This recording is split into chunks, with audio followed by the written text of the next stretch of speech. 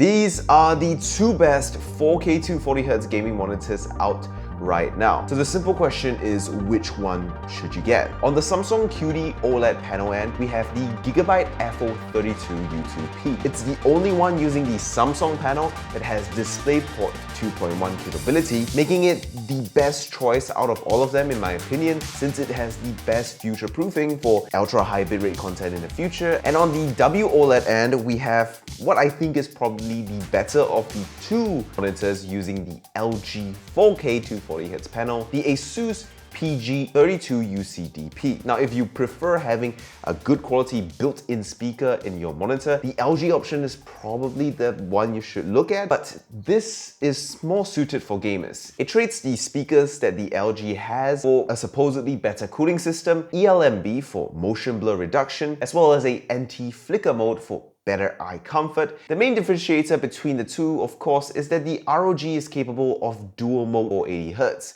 That is to say, it can run at 1080p, 480Hz, or 4K 240Hz. As expected, 480Hz combined with the amazing pixel response times of OLED just means that you're gonna get some of the smoothest, clearest gaming that you will ever experience. And if it wasn't on a 32-inch screen, I would probably consider it the best esports gaming monitor right now. Yes, you can technically run the 480Hz modes with a crop to simulate 24 or 27 inches, but because it's not scaling directly from 4K when it's cropped, it has to use slightly janky scaling methods that don't work quite perfectly. It's something that you can get used to, but it is definitely slightly worse than a native 24 or 27-inch 1080p screen would look like. For some, this is going to be perfectly fine, since gamers who run 4:3 stretch or lower resolutions or really low settings are probably going to be used to that pixelated look anyways. But for me, I found this pretty jarring, so I actually left it on 32-inch full screen mode, even on 480Hz. And when I was playing esports titles like Valorant, I just pushed the monitor back. It took a while to get used to, but once you get used to it, it actually feels pretty good. And in certain situations, especially long-range fights where your enemies are really small, having a huge 32-inch display, it actually makes it really easy to hit your shots. But of course, because of this feature, the ASUS does take the crown for those who want a monitor that is also very competitive on high-end esports. But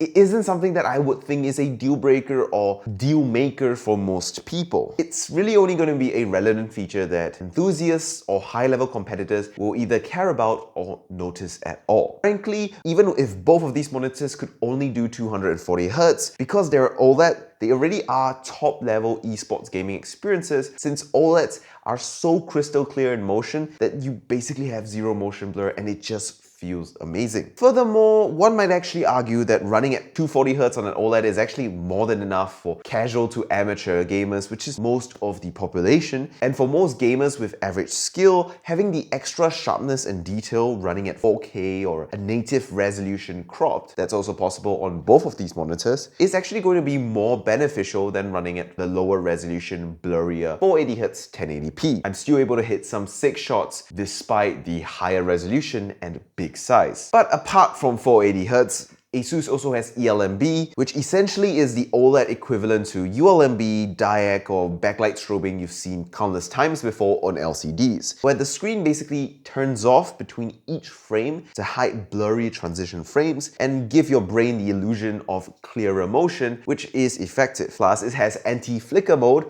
to help reduce eye strain for long gaming sessions. So I think in the esports gaming category, the PG32UCDP from ASUS probably takes the win here. Now, moving on to immersive single-player gaming or consuming media like movies and TV shows, where it's all about having a great visual experience. Frankly, both of these monitors are going to be phenomenal, and they really trade blows in different fields. In the field of brightness, the ASUS ROG wins here with higher peak and uniform brightness. And it also seems to have a lower tendency to dim in bright screen situations. On top of that, the ROG monitor has an anti-glare coating, and this actually makes the WOLED the better choice if you are going to be using the monitor in a very bright room with a lot of light sources possibly shining on the monitor. Because compared to the glossy coating, lower brightness, and higher likelihood of being washed out, it's just going to be more resistant to a bright room and bright lights. But Gloss, which you can find on the FO32U2P, does look better.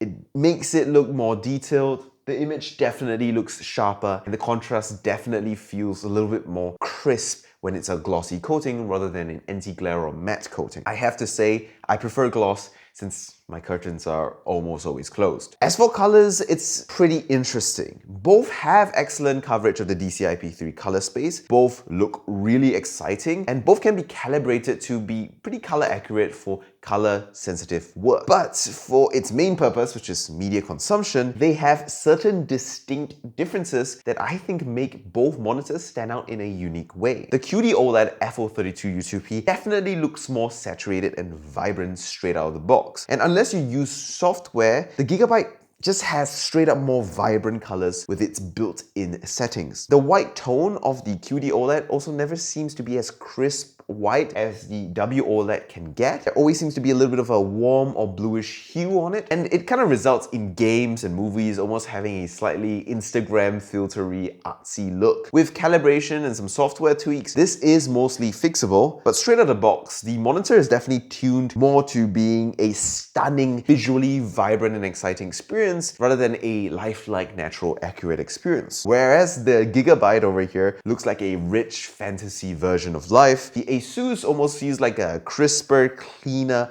punchier version of reality. The colors are more accurate than the QD OLEDs, and they're definitely more natural straight out the box.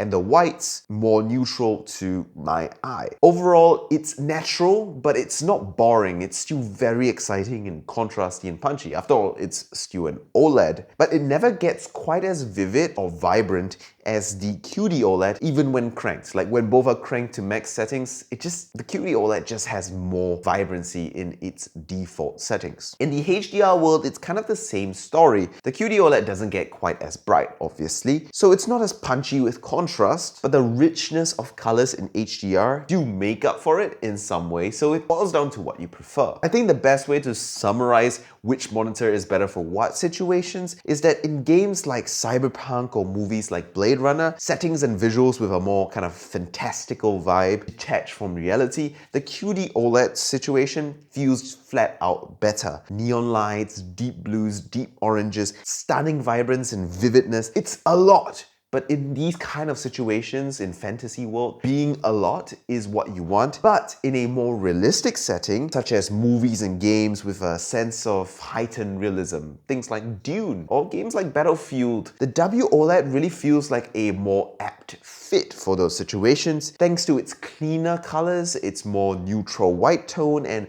punchy, crisp contrast. The truth is though, both of these monitors are going to be brilliant for either situation. It's just one is slightly better than the other for different tasks. And really, either of these monitors will be a night and day improvement over literally any LCD monitor that you can get your hands on and are just stunning. All in all then, which should you buy? Unless you are an esports enthusiast or a higher level competitor that must have 480Hz, at that point you might as well wait for the QHD 480Hz monitors coming soon, then it really boils down to what kind of visuals do you prefer? Do you prefer exaggerated rich vibrancy? Get the Gigabyte. Do you prefer cleaner natural colors? Get the ASUS. The other features to consider are less important parts of the equation, but they also can help you figure out which way to go to if you're kind of sitting on the fence. Here's a quick recap. The Gigabyte has DisplayPort 2.1, a much lower price, at least in Singapore on thetechgear.com, and a speaker, though it isn't that great. So if what you're looking for is a brilliant speaker in the monitor as well, you might want to look at the LG's direction. The ASUS, on the other hand, has ELMB for even better motion clarity at 240Hz, 480Hz gaming mode for esports, and better performance in bright rooms